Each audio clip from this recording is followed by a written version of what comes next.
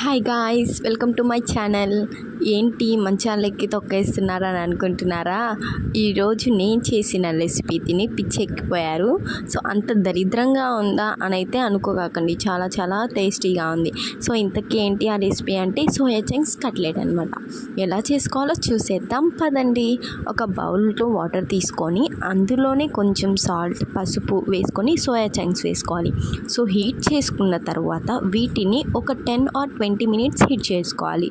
So next ఏంటంటే mixie jar తీసుకొని అందులో ఆనియన్స్, మిర్చి, కొత్తిమీర, కరివేపాకు వేసుకొని మిక్సీ వేసుకున్న తర్వాత అందులో హీట్ చేసిన ఈ సోయా చంక్స్ని వేసుకొని మిక్సీ పెట్టుకోవాలి. సో ఆ క్లిప్ అనేది మిస్ అయింది నా దగ్గర, సో అందుకే పెట్టలేదు. నేను చూపిస్తున్న విధంగా మిక్స్ చేసి అందులో సాల్ట్, చికెన్ మసాలా, గరం మసాలా, బియ్యం పిండి వేసుకొని బాగా మిక్స్ చేసుకోవాలి. సో ఈ బ్యాటర్ని నేను చూపిస్తున్న విధంగా కట్లెట్ షేప్ చేసుకొని హీట్ అయిన ఆయిల్లో లో ఫ్లేమ్లో ఫ్రై చేసుకోవాలి. చూడండి ఎంత బాగా ఫ్రై అయ్యాయో. సో అంతే అండి, వేడి వేడి soya chunks cutlet ready. Tomato సాస్తో సర్వ్ చేసుకుంటే అద్దిరిపోతుంది. మీరు కూడా ఒకసారి ట్రై చేయండి. రెసిపీ తిని ఈ బుడతలకి ఏం అర్థం కావడం లేదు. చూడండి దెబ్బలు పడతాయిరో అంటే ఎలా చేస్తున్నారో.